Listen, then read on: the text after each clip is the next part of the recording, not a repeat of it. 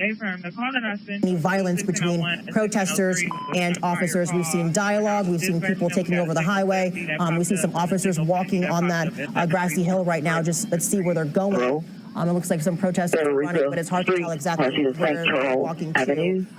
We've seen a building caught on fire. So this has just been an unfolding of running right now of different events. I'm not sure why they're running. Let's go to Bobeth Yates so she can give us a better idea what's happening. What's going on, Bobeth?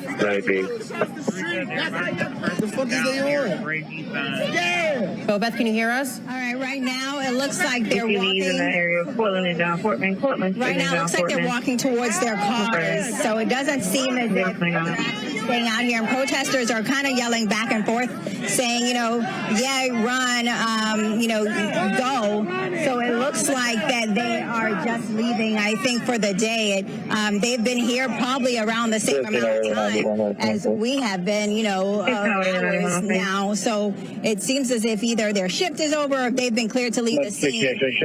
But protesters don't seem to be going anywhere now. That was just a small group, so I would say around 10 people, probably a little less, have left. On the other side of the street where you're looking right now, you still have highway patrol blocking off the intersection of University, and then there is still a large police presence at that line where protesters and law enforcement kind of clash, for lack of a better word. Again, it has been peaceful, but they have been going back and forth verbally, yelling back at each other, and depending on the moment, it's peaceful. Then in other instances where the conversations are very nice, and in other instances there's yelling and back and forth. This one seems to be one right now. You can see the officer finally responding. He's been yelled at multiple times by protesters. So, it seems to be like an argument, and they're like, added very emotional on both sides of the issue. And I'm going to send it back to you guys because I'm having trouble hearing you. All right, Bobeth. And this is the scene that Bobeth was describing, where an officer is actually engaging in conversation, heated conversation, but conversation with the protesters. We're trying to make sense of the images that we're seeing on the screen. We saw a number of officers walking away from the scene, walking towards their vehicles, perhaps, as Bobeth was reporting. We don't know why. The speculation was maybe it's a change of shifts, and that could very well be the case, because it seems highly unlikely, Brittany, that the police would cede this area, this neighborhood, to protesters after holding them at bay for so many hours as they have. And we also know, and I wonder, Brittany, if you could talk about this, given your experience on the streets during the protests over the last several weeks, when the police want to move the crowds, they move them. I mean, there really isn't, they know exactly how to do it. So it's, it seems as though, what they're doing now, allowing these protesters to sort of linger, is a decision that someone has made to just let this keep going on. Because if they want to get them out of that area, they certainly know how to do it. Right, and Rick, you have to remember the way in which they would get those crowds to disperse really changed from night 1 to maybe night 7 of protests when we were covering them. Nights 1 through 3, they were dispersing tear gas, and some of our crew members were hit with rubber bullets as they were shooting those into the streets. And then later, after the curfew was put in place, we saw officers sort of announce, this is your final warning to get out of the area. And then instead of deploying that tear gas, they would start those discussions and those dialogues. And that's really what we're seeing here. And in talking to protesters, they still got them to move back. They still got them to leave that area. But it's unclear if they want them to leave that area right now. I mean, it's 12:32 in the morning. It's hard. 12:32 in the morning right now. And protesters are still going strong. So they are exercising their First Amendment right, certainly. It's just a matter of how long do we think these conversations will go on. We are at hour 24, 25 of protests here in Atlanta over the shooting death of Rashard Brooks. We're going to go back to Beth, who is right in that line between protesters and officers. What does it look like there? before that station was. It's just a little chaotic. At one point, they were kind of taunting the officers, saying, "You're about to lose your job," and singing that. But this is just part of the scene. On the other side, it's a lot different, completely peaceful. But there are people, as you see that lady's walking by, burning sage, just kind of clear the energy. And it seems as if this area is probably where that energy needs to be cleared. And in fact, you just seen another person, you know, blatantly just light up a blunt in front of officers and literally just smoking weed.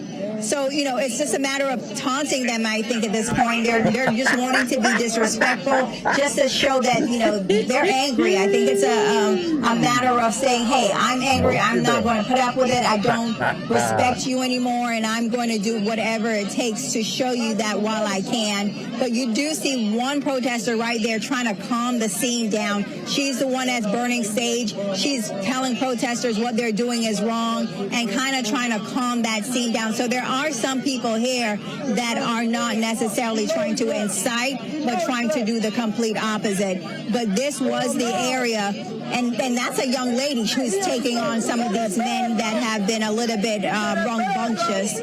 So it kind of seems like, you know, it worked because they have definitely calmed down since she came around burning her sage. But again, this is just one of those areas. The rest of this protest appears to be peaceful, the rest of this line of officers, but we are seeing more officers step away, some being replacing them, some, you know, one officer leaves, another one comes in, just to give them a break because they have been dealing with the protesters back and forth for some time now. All right, Bobeth Yates there on the ground, standing between protesters and officers. Something that I want to mention is that we have gotten the body cam video that we've been waiting for all day. GBI director Vic Reynolds said that we would get it sometime before 11 o'clock p.m. We got it around 12:06.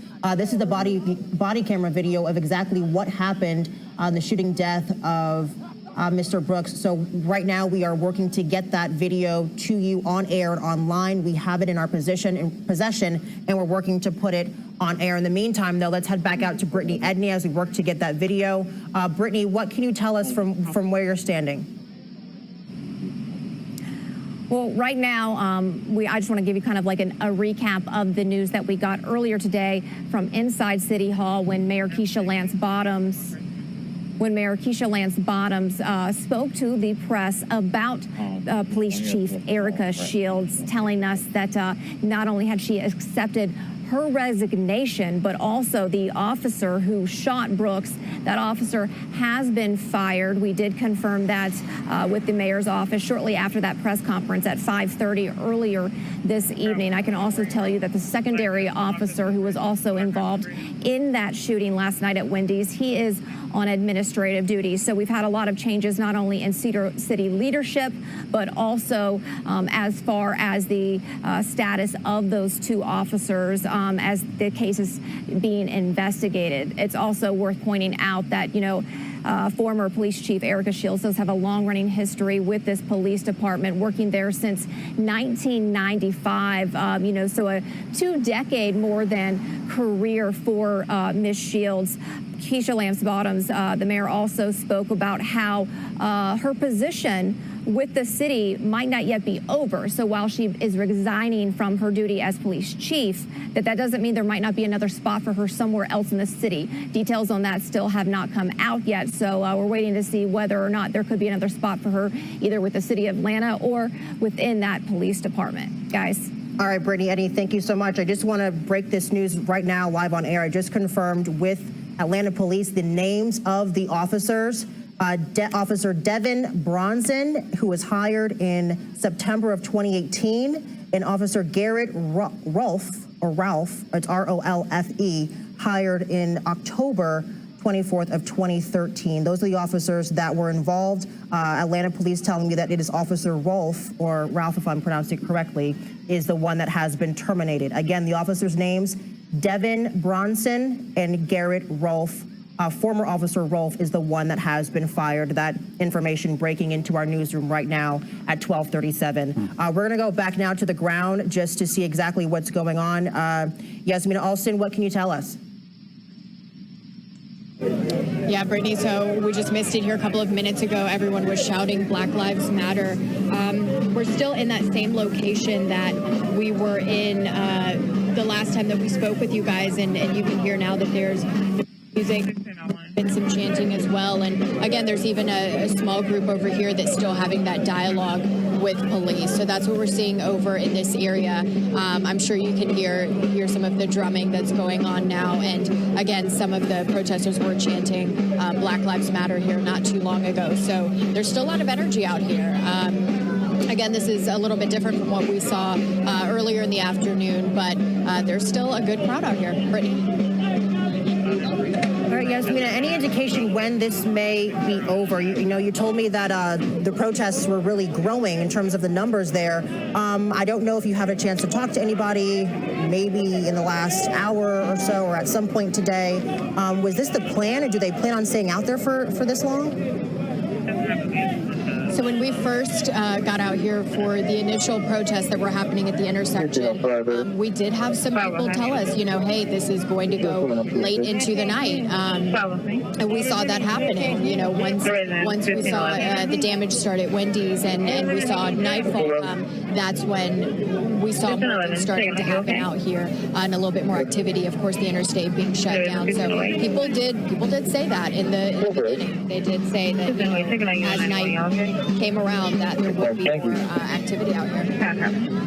Well, you can see the animated gestures of that police officer on the left-hand side who's been some of the protesters shaking his head there at whatever it is that he's hearing.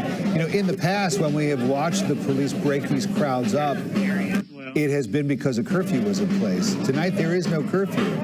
So there really is no way for police to send people home and use a curfew as a reason for clearing the streets. So if things were to escalate and if police were to resort to other more aggressive tactics with these protesters, they will not be able to use the curfew as part of the reasoning behind it. Because, again, there's no curfew in place tonight. Whether that is the case tomorrow, whether the mayor will put in place a curfew for Sunday night remains to be seen. Bobeth Yates is down among the protesters, as she has been. Bobeth, describe the scene for us.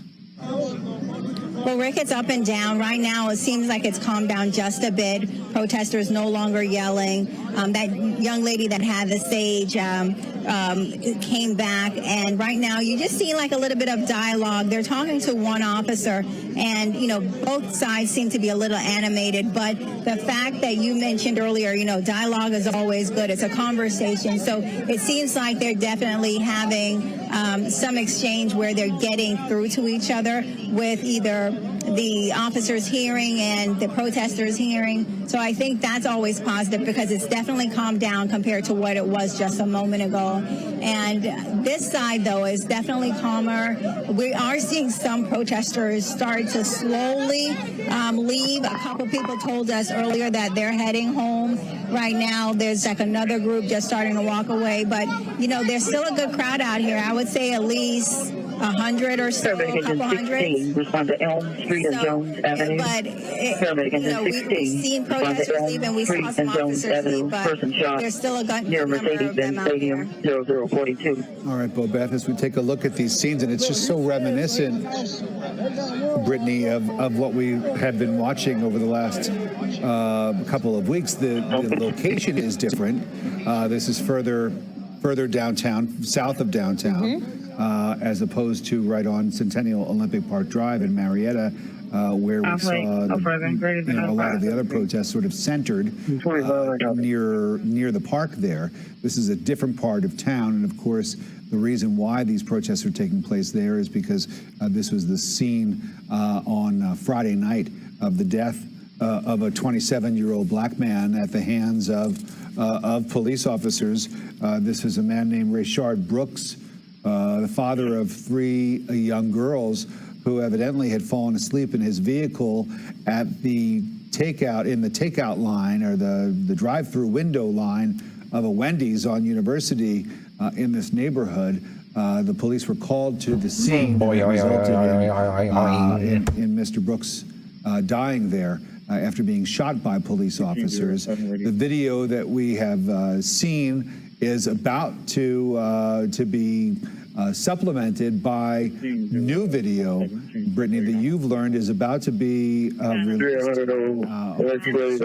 That will show us the body camera video from the officers who were involved in this. That's relatively new. Body cameras on police officers is becoming more and more widespread around the country, and it's so helpful to have these images in cases like this, because you do get not the full picture, but you get just more information behind what it is that led up to a confrontation between law enforcement and a member of the public.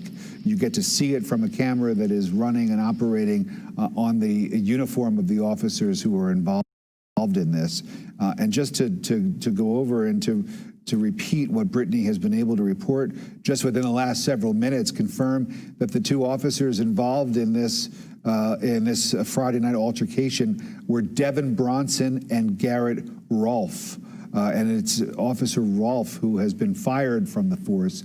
Apparently, it was from his weapon, it was from his gun that those deadly shots were fired.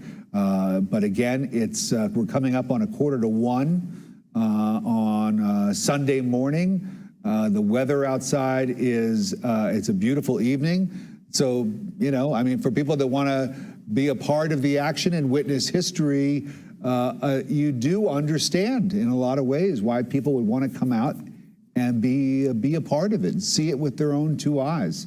Especially if they live nearby. Absolutely. And, you know, one thing, you know, we've been mentioning the similarities to the protests over the past few weeks and things that we have seen before. But one thing that we have not seen before in the city of Atlanta when it comes to protesting the shooting and killing of black men in our country is a 24-hour protest.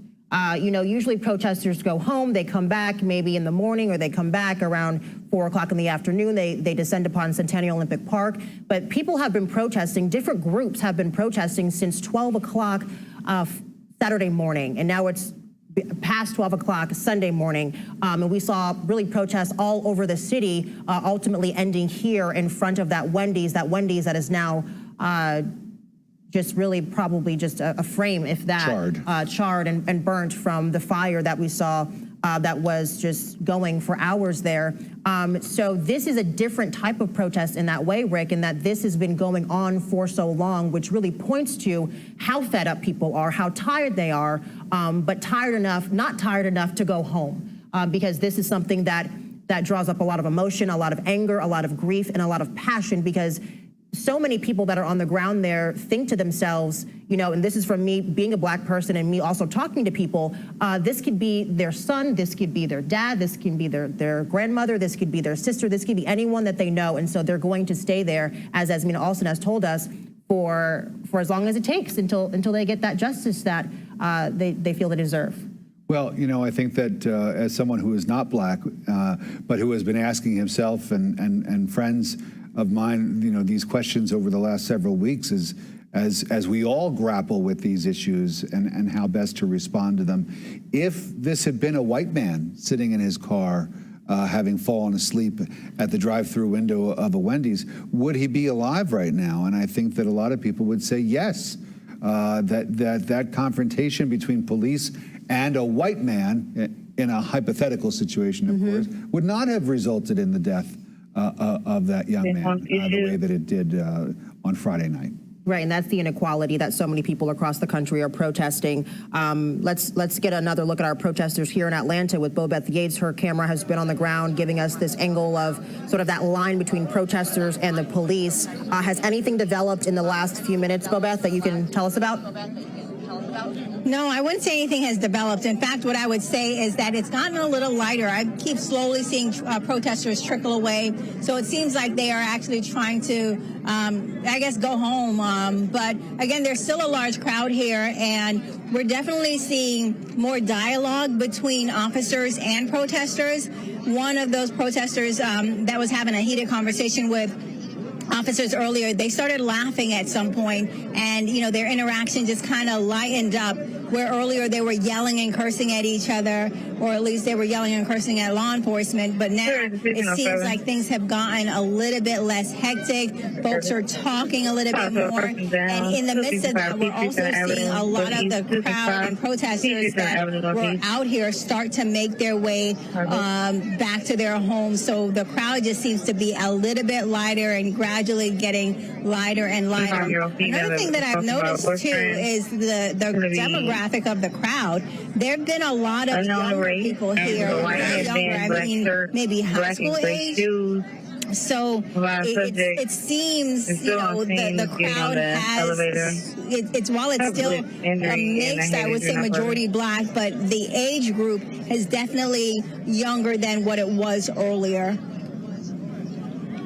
So Rick, I'll send it back to you unless you guys have any questions.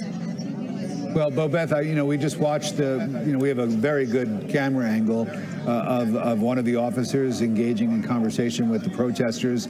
You know, when we saw some of the protests taking place over the last several weeks, there was occasionally, Bobeth, someone who was sort of taking the lead. And occasionally you would see one of the protesters with a bullhorn. And that person would sort of give instructions to the crowd. Is there anybody out there right now tonight that seems to be running the show when it comes to these protesters, who seems to be sort of organizing things? No, it does not seem like they have an actual protest, like an organizer. I did see one young lady that was burning sage and trying to calm the crowd down, but I don't think she's an organizer. She's just one of those people that just kind of wanted to switch the mood because it was getting a little hectic. So she was standing at some points in between protesters and law enforcement and just kind of talking back, saying, no, calm down, and burning the sage. But as for someone directing everyone out here, no, it's almost like a free-for-all, and people are just, you know, approaching the line of law enforcement and interacting with them as they go. But for the most part, it's just a free-for-all. Again, the conversations have become a lot more civil, less yelling at each other, and a lot more communication. But it doesn't seem like someone is organizing this crowd. And on the side of law enforcement, anybody telling the protesters that they've got to leave any particular time, or does it seem like law enforcement is content to let them stay as they Stand up too much, they gonna see you as a threat. You just have to do something about it. At the end of the day, I'm still gonna stand. Regardless of what you think, you ain't gonna disrespect me like that. You ain't gonna disrespect nobody around you that's associated with it. Have you ever want to stand with a head? But in a sense where the racism isn't necessarily directed at you, how do you report that to your superiors? Like, what process do you go through? All I can do is tell my supervisor, and I can notate it. If nothing happens, I'm not gonna keep telling you. Now I can go higher, but I got documentation. I just don't want to go verbally, because then they can easily lie and say, well, he didn't tell me nothing. I don't know. I forgot. If I notated, I documented. I came to him on this date and I said this, I had this problem with this person. And then nothing gets done. I come to him again. Hey, this is going on. This is what's happening. I notate. I keep doing it. Hey, I got documentation. I'm going to go over. Because now I got a paper trail. And that's why we all got to fight these battles with this. Because it's the spiritual warfare that we're going through right now. It's deeper than what we do. And you have to think about the tumult that the department has been through over the last just 24 to 48 hours. We have seen the resignation of the police chief, Erica Shields, who will be reassigned to another job within the department. But still, to lose your chief is a big deal. There is an interim chief in place. But you know that rank and file, you know, these law officers are, are dealing with the fact that there is going to be a leadership change at the top for them, and what this could possibly mean. And at the same time, as Bobeth said, they are acting in the most professional way that you could possibly imagine. I've yet to see any questionable behavior or gestures even on the part of law enforcement there, as they continue these conversations with, I guess, a dwindling number of protesters, but still protesters nonetheless, as we come up on 8 minutes before 1 o'clock in the morning on Sunday. Taking a look at these scenes now that we have been watching for hours, and Brittany pointing out that this is a protest that has lasted for about 24 hours. So that's dedication, and it's also it shows the level of frustration, Brittany, that you talked about so eloquently.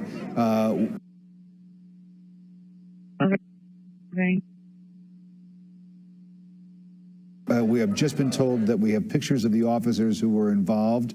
On the left-hand side is Officer Devin Bronson.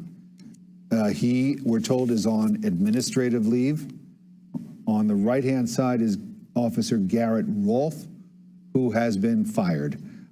These two members of Atlanta Police Department who were involved in the altercation last night that resulted in the death, I should say Friday night, of Rayshard Brooks in the parking lot of a Wendy's fast food restaurant. And just to give you some more information coming from Atlanta Police tonight, we know that former Officer Garrett Rolfe was hired October 24th of 2013. Officer Devin Bronson was hired September 20th, 2018. Once again, we do have the body cam video from both of those officers from the night that Brooks was shot and killed in the parking lot of that Wendy's. We are working to get it on air as soon as possible, but we want to let you know that we do have the body cam video, and that will add certainly to the GBI's investigation, and it'll also add to the number of other videos that we've seen just from witnesses, cell phone video. We also saw the surveillance video that we played over and over again coming from the Wendy's restaurant. So really all these videos together will key pieces of evidence, as we've heard Beth Gates say throughout the day, key pieces of evidence for the GBI investigation that is now underway. Of course, keep in mind the GBI is also investigating the case of Ahmaud Arbery. So they have a lot to do, especially here in Georgia, with all of these officer-involved shootings. On the left side of your screen, though, you're still seeing protesters face-to-face with Atlanta police officers. Their shields are still up, their helmets are still on, and they're still having that dialogue and those discussions that we really saw come to light in the past 2 weeks or so after those nights of tear gas and after those nights of rubber bullets in downtown Atlanta. And this has sort of been the tone and the nature of protests in the past few days, where you just saw officers choosing to have dialogue with those that are in front of them, and having that needed communication in hopes of maybe releasing some of that tension and easing some of that strain with officers in the community. We are approaching 1 o'clock in the morning, and just to let you know, we have come a very, very long way with these protests. We've been covering them since the sun was up, really, since early this morning, speaking to the Brooks family. We moved on to protests at Centennial Olympic Park. We moved on to protests here in front of the Wendy's. We had a press conference with Vic Reynolds with the GBI today, where he talked about the investigation and the latest in the investigation, also asking for people to be patient with him as he continues to go through all of the nuts and bolts. And after that is done, he did say that he would do it quickly and then hand those that information over to the district attorney's office so that they can handle it. We do know Paul Howard also announcing today that they're also doing their own investigation, and he tweeted out earlier today that his own investigators were on the scene shortly after this happened. Remember, CBS 46 cameras were also there. We were the first news station on the scene shortly after 12 a.m. on Saturday, documenting what was happening, and that's when we saw the first protesters. Our photojournalist, Aon Nettles, saying that maybe 100 protesters were there or so for that first protest shortly after Mr. Brooks was shot and killed by the Atlanta police officer. So it's just been a very long day, and it doesn't look like it's letting up any time soon. Who knows what the rest of the weekend will hold as we continue to wait to air that body cam video from this incident, Rick. Yeah, that will be interesting to watch, especially now that we've seen the faces of the two officers involved. And I wonder, now that we have seen their faces, if it makes sense to maybe go back and look at some of the surveillance video and the other images, the video of this altercation, now that we can sort of put a face to them and we have their names as well, just to see exactly what their roles were. It makes sense, at least just I'm guessing here, that it was Officer Rolfe who fired his weapon at Mr. Brooks, causing his death. And that's the reason why he has been fired outright, while the other officer involved has been placed on administrative leave. But we'll get that video back up for you. And again, this is going to be an investigation GBI will be in the lead. That is typically the case when there are officer-involved shootings. But obviously here we have one that comes amid heightened tensions around the city, where there has been a lot of anger, a lot of emotion on the part of protesters and people all over when it comes to justice and equality for members of the minority community when it comes to their altercations or their interactions with law enforcement. Let's take a listen to Mayor Keisha Lance Bottoms, who spoke earlier on Saturday. She talked about the resignation of the police chief, Erica Shields. These were her words from Saturday afternoon.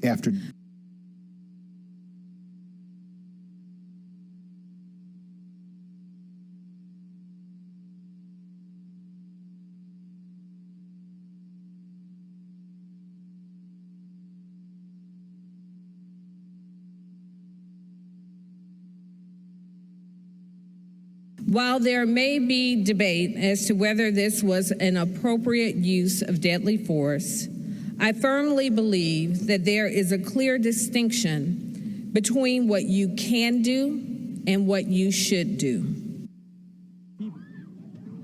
And so there was the mayor denouncing the actions of the police officers involved. And that on the left we saw very briefly was former police chief Erica Shields, who only a couple of weeks ago was receiving so much praise because of the way that she went out into the crowds and talked directly to the protesters and listened to their complaints. We're going to head to Yasmina Alston. She has some activity on the ground. Yasmina?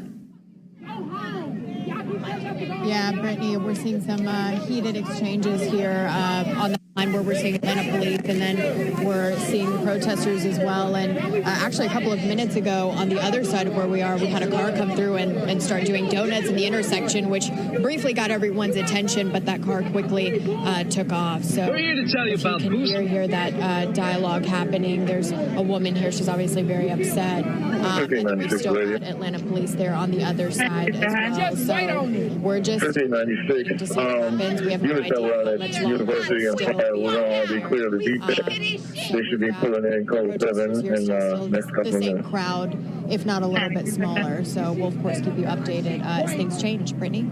Yasmina, when that car was rolling through, we saw the sort of the tail end of it. What exactly happened? Were they there for just a few seconds? Were they in the middle of protesters? No.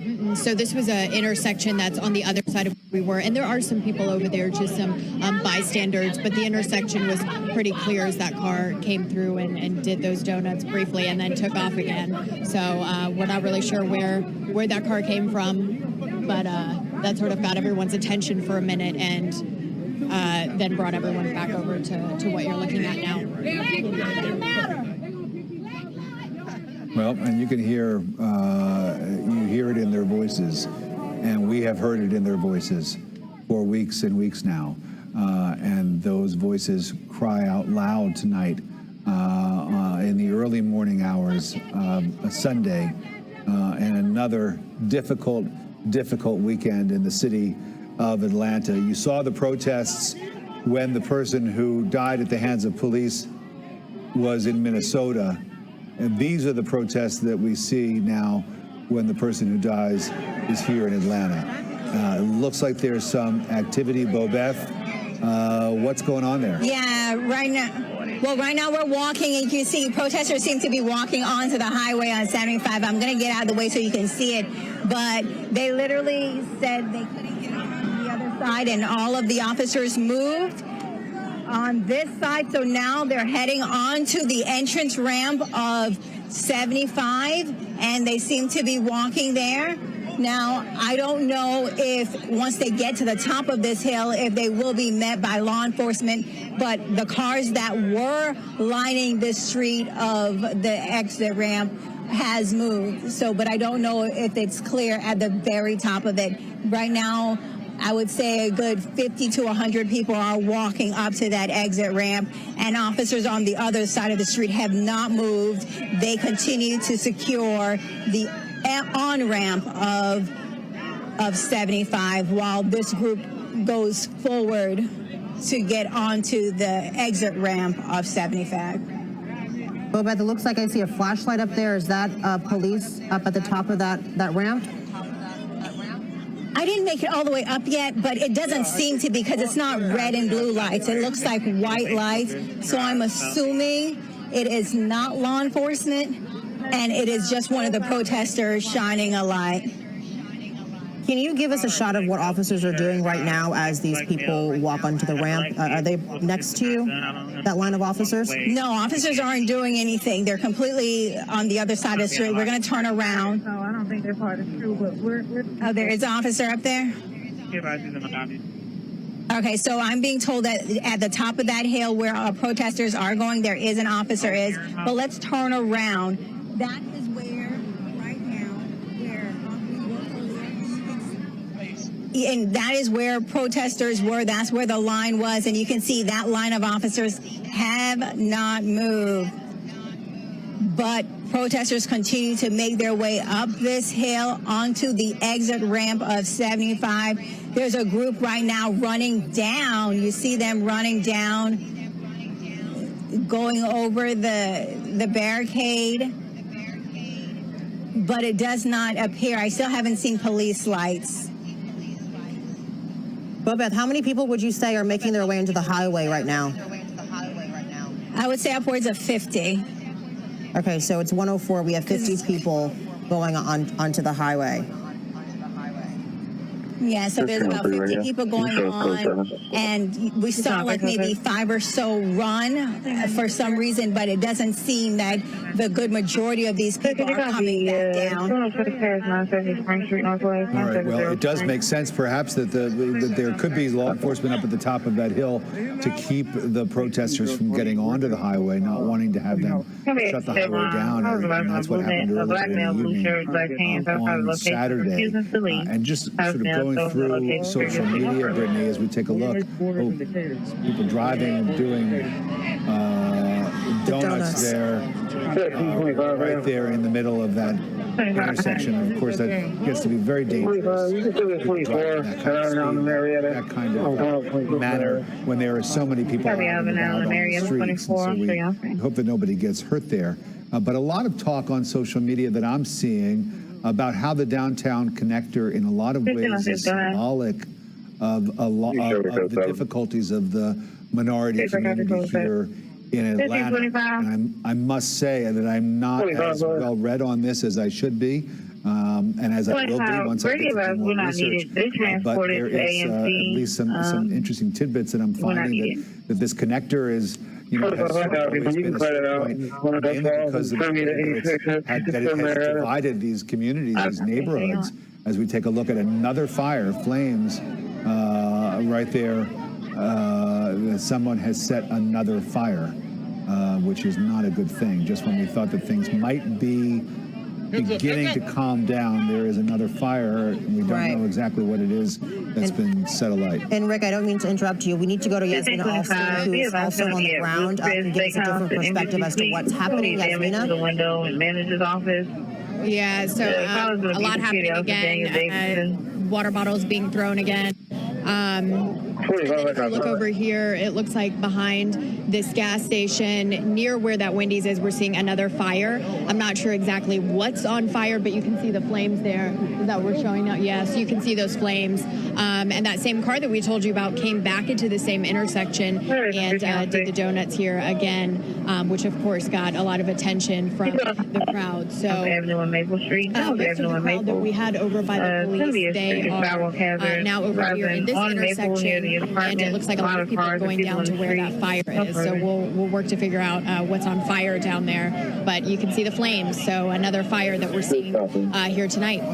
Yasmina, as we take a look at those flames, it's a little hard for us to get a sense of how close it is to the gas station there. Here are people running back down that ramp where Bobeth was a moment ago. But we want to make sure that the fire that we're seeing, Yasmina, is not too close to those gas stations. Yeah, so this one doesn't look to be as close as the Wendy's was to that BP gas station. But again, you've got several gas stations at this intersection, and two in particular right in front of where I'm seeing those flames. So the question is just what exactly is on fire, and like you said, just how close to those gas stations is that fire. But from what we're seeing, they all look pretty close. We were speaking earlier Saturday night with Sergeant Cortez Stafford with Atlanta Fire Rescue, and he told us this was when the Wendy's was still on fire. He told us that that was a major concern, the fact that it was so close to gas stations nearby. What was that last call? That was something that they were keeping an eye on. Because obviously, if any of those gas stations were to have a fire, things would escalate. Things would become much more serious very quickly. Assistance from APD. This is the scene there as yet another fire is burning. And it looks like on the right side of the screen, that is Bobeth Yates' camera. It looks like some of the protesters may have walked back down that ramp. We saw them walking up just a few minutes ago. This is another angle of the fire that Yasmin also was just talking about. Keep in mind, we saw a number of fires that were set all around that Wendy's there earlier today before that Wendy's fire was set, and that entire building was engulfed in flames. And now we have this little fire here. Bobeth Yates, what can you tell us in terms of what's happened in the last few minutes? Well, the group that actually ran up to the ramp on the exit ramp of 75, they ran back down. They were met by law enforcement whose lights are now on, and they've definitely deployed what it seems to be like some sort of flash bomb or maybe tear gas, because the group came running very quickly back down. Now, on the other side, we're also seeing just people kind of scattered now. Before, where they were just kind of lining, along where the officers were on the on-ramp for 75, but now they're just all over the street on both sides of the highway, or of where University and 75 meet. But the crowd is thinning out. If you can go back to the ramp, are officers making their way down, or are those protesters? All protesters. Actually, it's not. It does seem like officers are walking them back down. You can see a group of officers bringing them down. A lot of these officers were lining the bridge right over 75 on University. But now those officers have come down, and they're kind of created a line similar to what we were seeing all morning on the other side. And how are protesters responding to those officers? You know, we were questioning whether those officers were at the top of the on-ramp. Turns out they were. They're coming down right now, advancing towards those people that were trying to get on the highway. Again, how are they responding to officers moving towards them? Let me do a call back. Violently, they've been similar to what you've heard before, just, yelling, saying that, they're upset and yelling Black Lives Matter. But for the most part, they've been overall civil. At one point, when they started coming down, they seemed afraid, and they started yelling and running down. But for the most part, it seems like this group is running out of gas. A lot of people are sitting along the highway just, relaxing. They're not necessarily yelling at police officers. They're just kind of standing in front of them at this point. All right, our Bobeth Yates there live on the ground. We are now at 1:11 in the morning on Sunday. It's hard to believe that we've come this far, because we've had several hours of coverage at this point. We've had more than 24 hours of protests here in the city of Atlanta. We still have news crews on the scene. We still have protesters going strong as this protest goes strong. We just had another fire set not too long ago. Remember, we had the Wendy's that was just really taken over by flames, which has now been torched and charred and scorched as well. And then we also had several fires, smaller fires around that building, that restaurant, that have been set throughout the entire night. And this is right next to several gas stations, Rick, and that was a major concern for Atlanta Fire Rescue earlier tonight. Well, can you imagine? I mean, if one of these fires were to spread to a gas station, and there would be some type of either larger fire or explosion, with all of those people out and about, and there's that car again doing donuts, you really just, you just don't want to see that happen. And so it's a major concern on the part of firefighters. And this is going to be a concern as well, to see someone in that vehicle there doing donuts and putting other people in harm's way, including some officers that might be out there trying to protect the protesters. You just hate to see that. But that's what's going on here. Bobeth talking about how they're losing steam a little bit, and that is understandable after so many hours of protest. But there is no curfew, and so there is really no law or rule in place that police are able to enforce right now.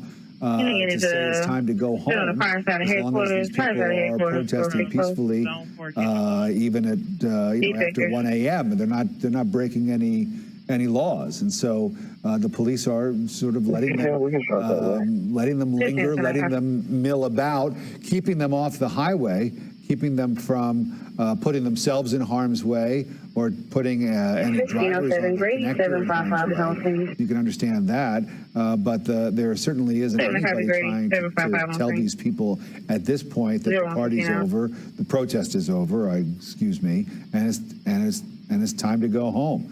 As we take a look at on the right-hand side of your screen, the two officers we now know who were involved in the deadly shooting of Rayshard Brooks, Devin Bronson on the left-hand side of your screen, a relatively new officer who only joined the force back in 2018. Garrett Rolfe on the right-hand side of your screen, the officer who has been fired. Officer Bronson has been put on administrative duty. Officer Rolfe has actually been fired from the force, we presume because it was his weapon that fired the fatal shots that killed Rayshard Brooks, a 27-year-old man, a father of young daughters who had fallen asleep. Perhaps he was drinking. Unclear. The details are unclear at this point.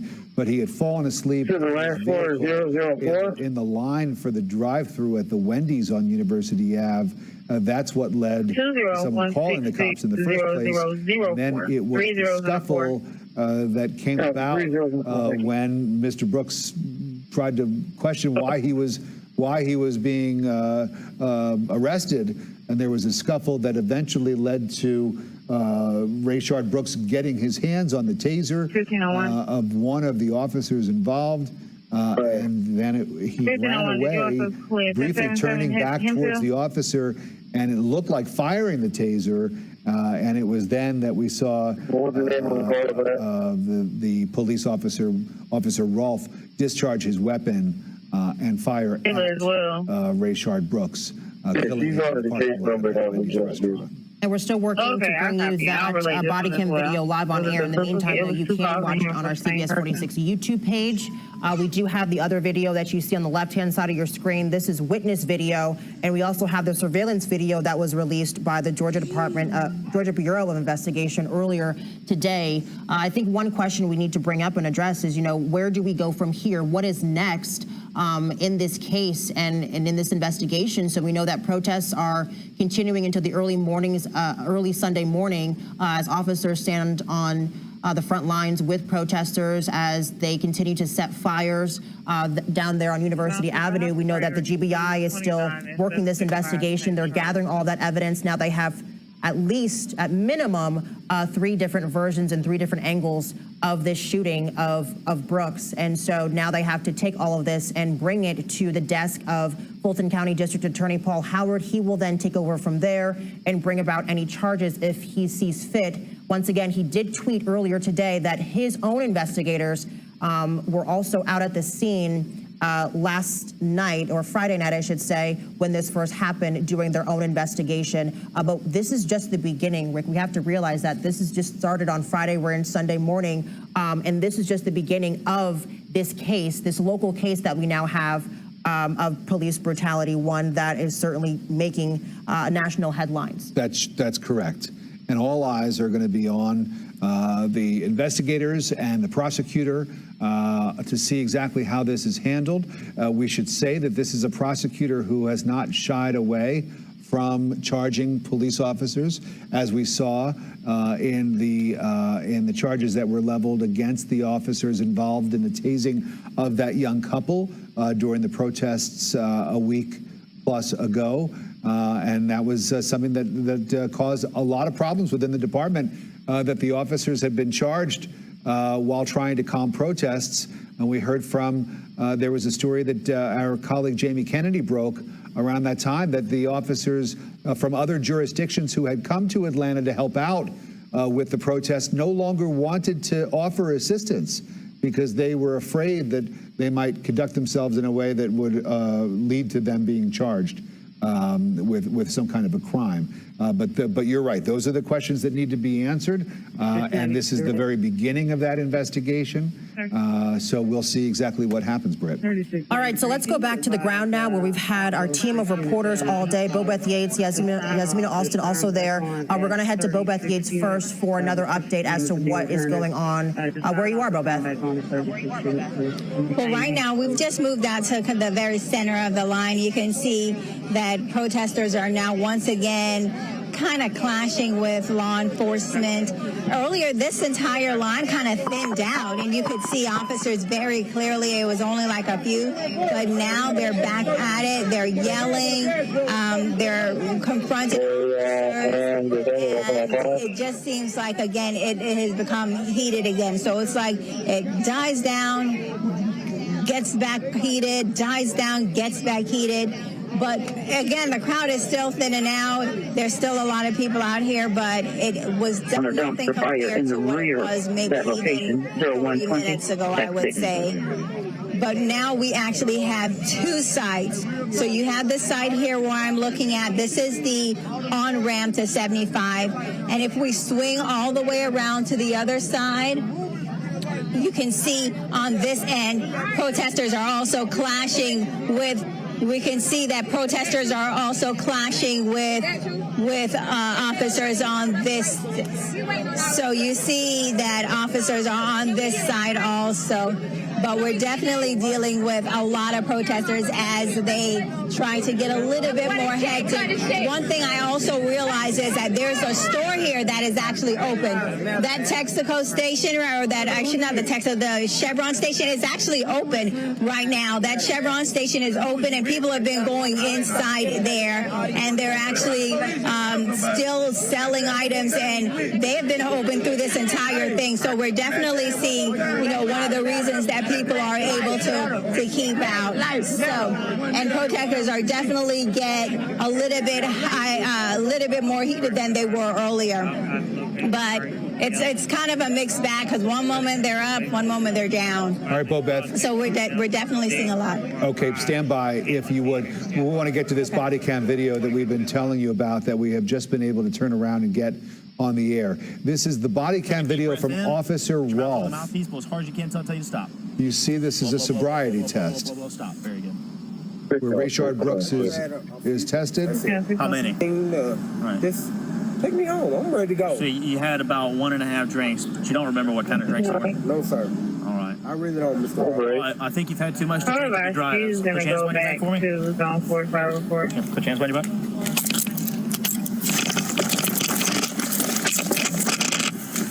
Engine 21, on the Lindbergh Drive in Athena Drive. Vehicle fire near Clover, 0122. Stop. And that's it. We do not see the actual shooting in this video. You can see the body cam evidently falling off of the officer and then just sort of shooting straight up. All right, so we're going to watch the video. Again, this is from Officer Rolfe's camera. This is the officer that was fired today from the Atlanta Police Department. We're just going to continue to watch it live right now. This is Rayshard Brooks. You see him standing here talking to officers. We'll let you listen to the audio. I really don't, Mr. Ross. So, I think you've had too much to drink to be driving. So put your hands behind your back for me. Yeah, put your hands behind your back.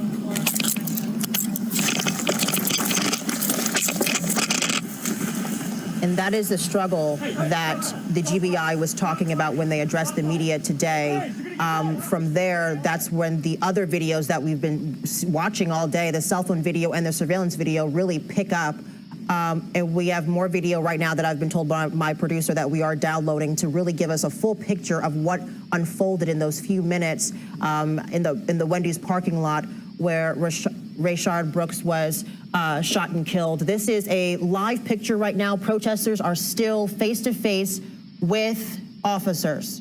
Officers have not moved. Protesters have not moved. I'm going to have to ask our field crews on the ground if Georgia State Patrol is still there. We do know they were providing some assistance and backup earlier today, but we have to see the status of those officers now that the crowds have thinned out. But these protesters are not budging. You know, the question is, how long will they stay out there? Will we see any more fires? Will they try to go back on the on-ramp to get back on the highway? We've seen all those things in the past maybe 30 minutes or so, and things that we didn't think that we would see again. So, you know, this is still a very unpredictable situation. Things have taken different turns throughout the past 25, 26 hours right now, and these protesters are still going strong, and police officers are still standing strong as well and not letting up. One thing we can say, though, that they've been willing to do is have dialogue and discussions with those protesters. We haven't on our end seen any tear gas deployed. I know our field crew said that they had heard that tear gas was deployed at some point, but since we've been live on air, from what we've seen,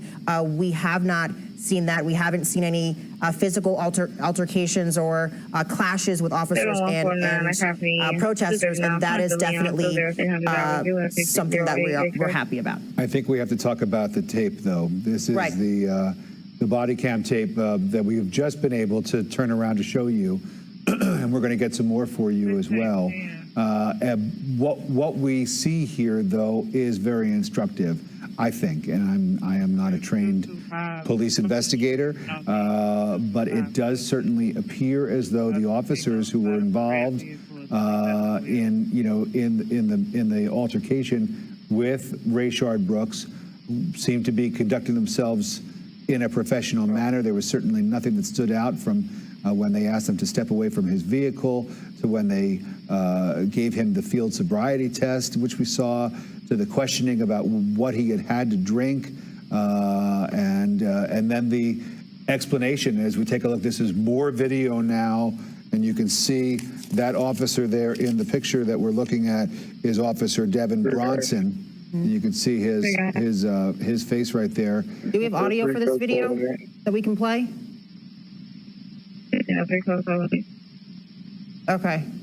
Okay. So it was while they were trying to cuff him, Brooks, that is, that Brooks resisted. I mean, it's very clear, I think, that Brooks resisted being put in handcuffs and tried to break away from the police officers. And the GBI said there was, some sort of tussle between officers and Brooks. The issue, though, that the family attorney has brought up is that when Brooks ran away with the taser, with apparently what seemed to be a taser, and turned around and pointed it at the officers, according to police, is that he was shot then, and they are asking why those shots were fired, being that the taser is not a lethal weapon. But we are learning exactly what led up to that incident. You can see Brooks in the car there. This is moments before he was shot and killed in the parking lot of the Wendy's. We hear officers ask him, if he's had any drinks tonight, how many drinks he's had. He's like, I really don't know. We saw him take that sobriety test. So how did this car get here? Here's some audio here. I mean, it was here before I came. Like, this is my car. It's a rental car, my sister. But, I mean, like I told her, I came here, I met her here. Okay. From the beginning, and she picked me up. And, I mean, we went out. So you met her here at the Wendy's? Yes. And then you went out with her? Yes. And then she came and dropped you off? Here. Okay. And, I mean, like I told her, I mean, hey, babe, I just want a burger or I want fries. She said, hey, no problem. I'll take you there. All right. You get your fries and you come back to the hotel. Okay. The reason why we're here is because somebody called 911 because you were asleep behind the wheel while you were in the drive-thru, right? You recall that? I don't. You don't recall that? You don't recall just minutes ago where you were passed out behind the wheel in the drive-thru? You don't recall that at all? Absolutely. Just complete blur. I wasn't driving. Like I said, I just drank my girlfriend. She probably was sleeping, but like I said, babe, I want French fries. So far as I'm aware, you're the only person that's been seen in this vehicle, right? Yeah. And you've been in the driver's seat the whole time. So how did the car get into the drive-through line with you behind the wheel? She drove here. I said, babe, I'm drinking. In a black car. In a black Volvo. And you got into your car. And I said, hey, you know what? No problem. I'll just meet you at the hotel. Okay. And she said, all right. Get out. Hold on. So after she drops you off here in her black car, your car was parked where? Here. Okay. So how did your car get from here to the drive-through line? I never moved. So how did it get there? It never did get there. I told you I was in her car. Well, we've got a 911 call of people reporting a guy passed out behind the wheel in the line. This officer gets here and sees you. Everything's on camera. Sees you in the line. Here in the line. In the line. I wasn't in the line. Did I pull you over in the line? I got walked up. You had to wake up, man. You didn't pull him right over. Here? No, it was there. I had to wake up. Well, look. They went back to sleep and I had to wake up again. Like I said, I'm sorry if Your Honor, I just got something to eat. I went to visit my mother's gravesite. I'm not causing any problems. Well, we got to make sure that you're safe to operate a vehicle. Now, do you know where you are? Yeah, absolutely. Where I'm are in you? Forest Park, Old Dixie Highway. Old Dixie Highway in Forest Park? The home lodge is there, right here. Subway. A subway, okay. So it's a subway right here. I'm cool. Like I said, I could. So you think that you're in Forest Park right now? I'm on Old Dixie Highway, Clayton County. Right. No, you're not. Well, Forest Park, Georgia. No. Jonesboro, Georgia. No. Try again. I have to. I mean, like I said, I'm on Old Dixie Highway. Nope. I'm not on Old Dixie Highway? Nope. Quite a ways away from it. Huh? This is a bridge is here. Nope, no bridge. No, I'm saying Old Dixie Highway. You're not near Old Dixie Highway. I'm not. You're not even in Clayton County. Where am I? You're in Atlanta. Yes. Old Dixie Highway. Old Dixie Highway is not in Atlanta. It's Forest Park, Georgia, right? Right. This isn't Forest Park. This is Atlanta. I mean. Anyway, how much have you had to drink today? I drank early. Okay. How much have you had to drink? That's when I had, one drink. You're not being honest with me. How much did you have to drink? I had one drink. Be honest with me. Over the course of the entire evening, from the time you started drinking until your very last drink, how many drinks did you consume? I had one drink. What kind of drink was it? A margarita. Okay. How big was the margarita? It was just a small cup. A small cup? Yes, sir. Have you taken any medication today? No, sir. Any drugs of any kind? Marijuana, cocaine, nothing like that? No, sir. Do you have any medical conditions, physical defects? Hold on, let me finish. Do you have any medical conditions, physical defects, or injuries that would affect your ability to walk, balance, or operate a vehicle safely? I'm okay. Nothing whatsoever? No, sir. No issues I need to know about? No, sir. All right. Could you just take your hat off for me? Just leave it in your car for me.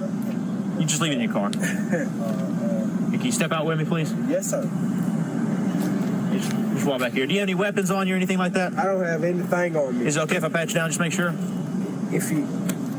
I have just money, gas, and that was it. Is it okay if I pat you down to make sure you don't have any weapons? Absolutely. All right, can you just turn around, face away from me real quick?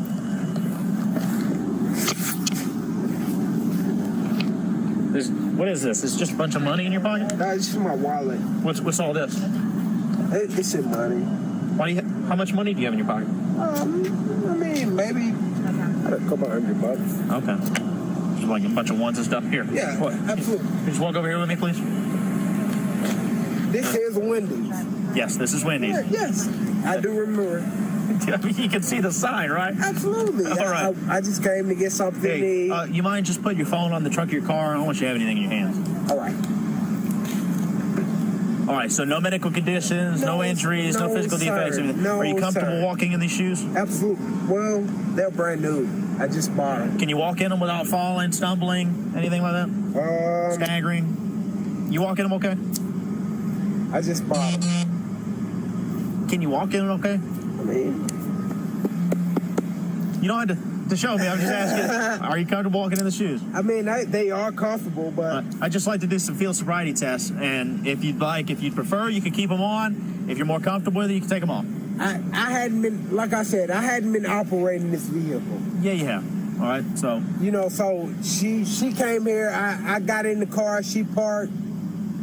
I have no problem. Like I said, I was just trying to get me something to eat. Okay. And go back to my hotel. All right. Well, we have a police officer that actually personally witnessed you operating the vehicle, so we know you're operating the vehicle. All right. But are you comfortable walking in the street? All right, so you're watching just one of the videos that we just got into our newsroom. This is Bodycam video from one of the officers who responded to the 911 call of Rayshard Brooks in the parking lot of a Wendy's off of University Avenue. You can watch the full Bodycam video with audio on our CBS 46 YouTube page. But what we just saw, we saw this from the very beginning, officers approaching Rayshard Brooks and him having a conversation with officers. They, ask him repeatedly, do you know where you are? He says that he believes he's in Forest Park. He says Jonesboro. He says Clayton County. And officers tell him, no, you're in Atlanta. And what you're watching right now is that tussle between officers and Brooks that was reported by GBI. But just to give you another recap of the video, so they were talking for a pretty long time, Rick. They were going back and forth. I think they even laughed at some point, making jokes. And he was trying to explain. Brooks was trying to explain that his girlfriend had dropped him off in a black car, a black Volvo, dropping him off at the car. Officer said, no, we got a 911 call that you were actually asleep in the drive-thru of that Wendy's, and he had no recollection of that at all. Well, it's just very sad to watch, knowing that these are the final moments of this young man's life, knowing that the officer whose voice we hear asking the questions is moments away from firing his weapon and firing fatal shots at Mr. Brooks. It is just a very sad scene. As we take a look at these live pictures now, again, Bobeth Yates is down amongst the protesters there who continue to be out on the streets. There is no curfew in place for tonight. And Bobeth, we see a number of fire engines and ambulances making their way into the scene there. What's going on? Do you know? No, they're actually leaving the scene. They were actually in the back of the Chevron station in the back. They're pulling out. They're heading away. And it seems as if, as they left, a large crowd also of protesters also started to leave. But I keep saying the crowd is thinning out, but there's still a lot of people out here. And as some leave, others are coming. In fact, we just had one protester that had a bullhorn, started yelling, justice, no peace, and the entire crowd kind of started chanting along with them. A crowd that had been sitting down all of a sudden got energy once more, and they are back at it, confronting police officers. And, that line of officers are still being met with angry protesters as they come out here just trying to just voice their concerns. But if you look down the street where those fire crews are, you can see there's still a large group, people walking away from the scene. But again, there is still a lot of people here. All right, Yasmina, thank you so much. We're going to head to, Bobeth Yates. We're going to head to Yasmina right now to see what she's seeing from her vantage point. Yasmina? 20165 0728. Yasmina, can you hear us? 20165 0728. We're talking. You guys hear me? We hear you very faintly. I think that's you. Okay. I believe on the opposite side of what Bobeth just showed. But what we just saw happen was SWAT actually, it looked like they escorted the Atlanta Fire Department over near where the but keep in mind, we still had that fire in that area behind where the that fire was a dumpster. I haven't confirmed that yet, but we did see another small fire back there. So again, in the last 5 minutes, Atlanta escorted the Atlanta Fire Department into this area so that those fire trucks could get back here and detain 25. He's about to detain some people at the location. How many police and law enforcement do you see right now? Just sort of set the scene with how many protesters you see and what police are doing. The images are kind of dark. as we get into the early hours of the morning. 1525, copy around 1512. So the area that you're looking at over there, and I think they're throwing more of the fireworks now, but the area you're looking at over there, I think I saw maybe 2 of the SWAT trucks drive over there and maybe 1 Atlanta police car. Most of that police presence is back here near the interstate where they've been set up on some of the ramps. 1525, I'm coming down Baker by the aquarium. So I think mainly the goal with that Copy. movement It's that going to we be a saw was to black get male the and Atlanta white fire female. department, back to The white female either has like a towel on her Did head you or just see like some color. fireworks being set? Yasmina? Yes, you did. Yeah. So, yep, there's one. Oh. Yeah, both of these people being insane. Can you turn the camera to the left a little bit? We're trying to find them. Can you turn the camera to the left a little bit? Where the fireworks are? Yeah, so we've been seeing this throughout the night, really, those fireworks being thrown, which always catches everybody off guard. But yeah, we did just see someone throw a firework over there. Hopefully everyone away. And Yasmina, does it seem to you, it might not be easy to answer, that these are new protesters that have come down as the night has gone on, or are these folks that have been out there all night long? So from what I'm seeing, it looks like a new group of people from what we saw originally this afternoon when we saw the protests and interviewed one family to the groups that we're seeing now. I think a lot of people are coming and going as the night goes on. Well, it's interesting that there might be some new pockets of protesters arriving at the scene, just as law enforcement seems to be moving in the opposite direction, leaving this space open. There still is law enforcement. I think we all think about the protests of the last several weeks, and a couple of major differences. First of all, we know that there were curfews in place for most of the heaviest protests that took place in the city of Atlanta after the death of George Floyd. Curfews were put in place. And then we also saw the Georgia National Guard where you at? As a result of executive order declared by Governor Brian Kemp, allowed members of the Georgia National Guard to actually assist in law enforcement, assist with law enforcement to get those streets cleared during protests over the last several weeks. Neither of those things, not the curfew and not the National Guard, is in place tonight. And so that's why you see sort of these stragglers that are just milling about, people that have come out on a summer evening, and they're upset, and they're not going anywhere. And that's exactly out on the 89 and 973rd Street. In downtown Atlanta. There's a lot of people out here for the close. National Guard, and then that changed by night 2. What you're seeing on your screen now, left side is our live image. Right side is another look at the Bodycam video that we got a few hours ago, and we just aired online, and it's on our social media as well, so you can watch it in full. But this shows the moments that led to Mr. Brooks's death. This is where that struggle happens right now, and the body camera, we believe, according to the criminals, actually fell off during the altercation. It looks like right now, though, we need to go to our live images. It looks like something is being thrown. Like they're breaking some windows. Yeah, Yasmina, can you tell us what's happening?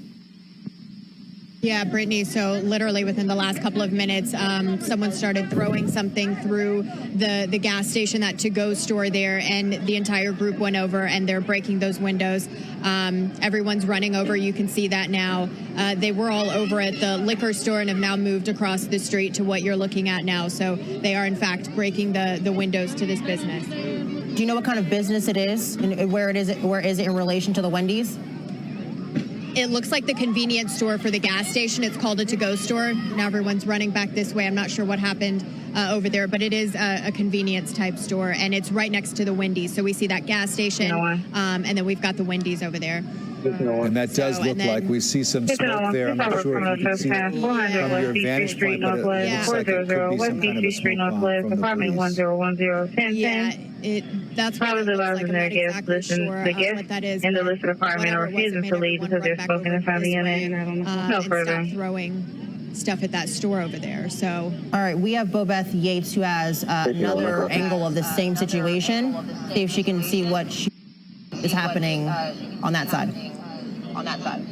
Well, Brittany, I'm at opposite side. I'm a little further back from Yasmina, closer to the line where officers and protesters have kind of clashed.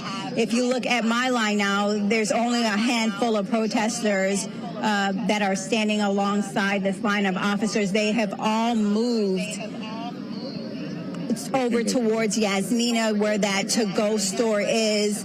And right now, it does seem as if that was some sort of pepper spray or something that has been launched. And fire crews and it seems to be police officers are lining the street.